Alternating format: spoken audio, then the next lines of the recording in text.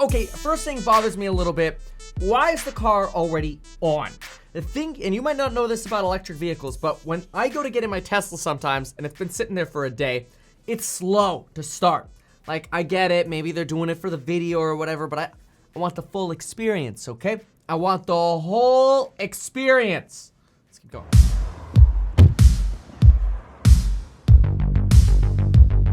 Okay, we don't want to get demonned here with the music, so we're gonna lower this. Release candidate vehicles are the last step. They're kind of like the betas. The beta vehicles. All right. Okay, Lucid Air to evaluate the vehicle dynamic. Leaving the building now, heading out on the road. First drive in this car, super exciting. We're going to head up to Skyline and test the car through the mountains. We've got some really twisty sections, which will be the perfect proving ground. What? So, I mean, okay, right here, there's the radio for him to, I guess, go, yo, I got stranded. And look, you know, I want to be really bullish on this because obviously I have a lot of funds invested in Lucid, but I'm not going to be a blind faith here. I'm going to be critical. Okay, so we got some plastic on the floor here. That's okay, just to keep dirty shoes off the car. The console looks very, very neat. I do like that. This is actually very Tesla-esque up here. The side looks almost exactly like a Tesla. And remember, he did work on the Tesla Model S, so this is not a surprise. It's worth noting that that radio could be there to communicate with the vehicle, potentially right behind him or in front of him, to film at least some of the driving shot. Okay, let's keep going. For the vehicle dynamics. I'm really looking forward to this. Here we head west across San Francisco Bay. Impressed by the blend of regen as it's coming in by the traffic lights there. Beginning to get nice. We recently upped the regen from 0.25G to 0.3 in sports setting, which I put. They got really good audio on this guy because there's a lot of glass in this car. And they really perfected the audio here. They were able to remove that street noise really well with whatever lapel mic he's got here. Personally, I've never been able to accomplish that good of audio with a lapel mic in a car. I can get that kind of audio in a studio or with a mic that's in my face. Like, you know, a mic that you would use for a concert. That would work. And I've done it before on the channel. But otherwise, I wonder if this was like overdubbed later because the audio just ended up sucking. I don't know. Maybe they got this to work. Maybe I'm being too skeptical on that. Also, Peter just said they got the regeneration from 0.2 to 0.25. Now, usually this is a negative number because there are like g-forces that you get in acceleration, and then there are g-forces that you get in deceleration, which is kind of like when you take your foot off the gas and the car starts slowing down, you kind of like lurch forward a little bit sometimes because the car is, it's almost like it's stepping on the brakes because, you know, the regenerative braking is strong on a Tesla. Well, so a Tesla Model S and X, I believe their deceleration g-force in standard regenerative braking is somewhere around 0.19, so negative 0.19 because you're decelerating. Just mentioned in sport mode, they went from 0.25 to 0.3. And now that's fine. I mean, that's a nice improvement, right? I mean, if we go from 0.25 to 0.3, that's an increase of about 20%. But what's also interesting is if we compare 0.25, or sorry, rather 0.3, which is where the Lucid CEO is saying they are in sport mode, to the Tesla standard of 0.19, that has about, oh my gosh, 58% more deceleration G-force than the Tesla, which potentially implies, and I think it does, that they're trying to capture way more energy as fast as possible out of deceleration. Because the more of a sudden G-force deceleration you have, the more I like to always think of electricity as cranking a motor, which is kind of what you're doing, cranking the motor, and that creates energy to recharge the battery. But anyway, the harder you crank that and the faster you turn it, the more battery you regen. Now, I'm way oversimplifying. I'm not a mechanical or electrical engineer. I'm an idiot on YouTube, okay? But that's big. Maybe this is where they're getting that 500 plus mile range from. It's just every little area they can get more range. We're doing that, we're doing that, we're doing that, we're doing that. He said this on sport mode. which is important, an important thing that he said, because you don't want to feel like, okay, I'm getting a luxury car and I'm gonna, you know, every time I take my foot off the gas, we're gonna go, oh, right? All right, let's keep going. By the way, remember, this right here expires in 3 days. Check it out, link down below. Amazing programs with stock buy and sell alerts in the stock course and the private live streams in all of the courses with those lectures that give you lifetime access to them and all future updates. I prefer quite a lot. Fantastic primary ride quality on this pitchy type of surface. We dialed down a lot of the pitch sensitivity, and that's come really good. Hitting in the 50s of miles an hour. And the car's hardly even. It's at a trot, not a canter. Super isolated ride quality. I wanted this vault-like experience from an electric car that no one's really perfected yet.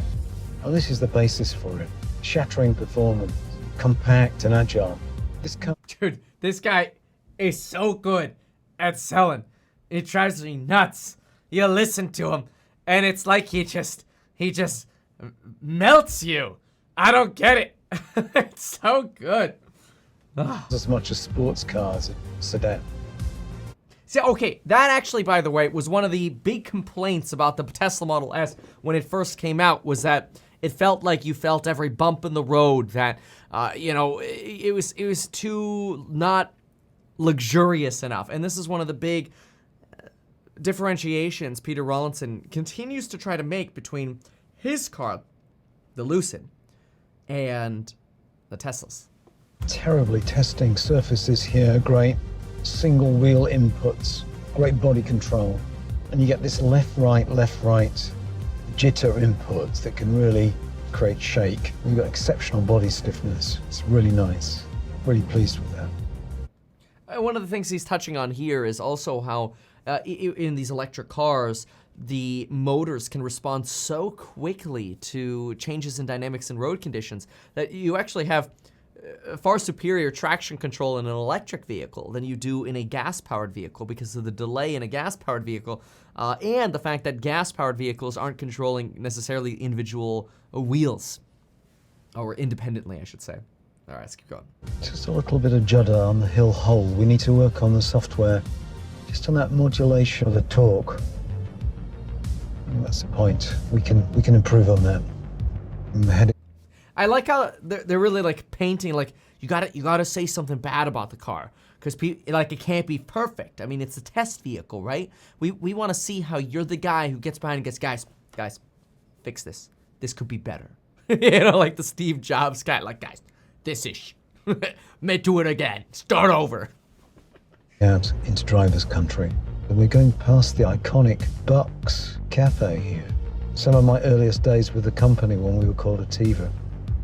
We're out meeting folk at Bucks, interviewing some of the early candidates who were about to join our team. This music is so gonna demonetize us. Oh well, it's worth it. Is that how you park? Please don't tell me the self-driving parked it that way. Oh wait, we haven't heard anything on the self-driving yet. You're pissing me off.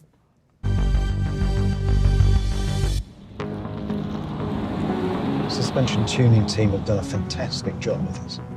I'm noticing around the 0 up to 2 miles an hour, the need to finesse that whole feedback loop from accelerator to torque command. Still in heavy traffic, impossible to unleash the capability of the car here. But it's nice and taut, experiencing a whole range of different surfaces. Very pleased with the whole ride quality. The suppleness of the suspension. That's great. We've tested that thoroughly. I've tested that before. And this is every bit as good as the prototypes.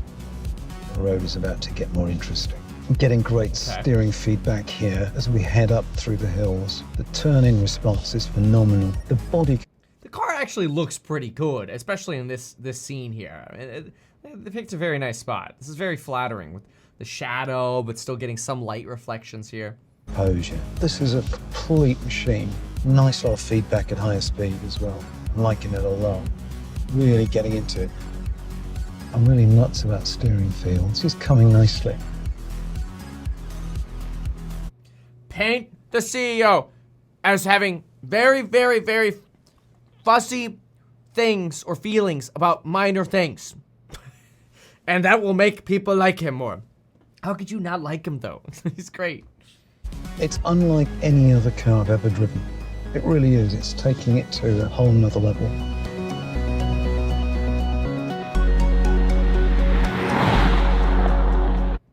I almost wonder if that's not Peter actually driving it. Like, you know, he was like a professional driver, and then Peter was, you know, yeah, okay. No, that's it. Well, what's the other minute? Oh. Thank you. Well, it's pre-production now.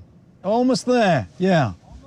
It's it's just come out of the factory last week from Arizona. Do we think this is authentic?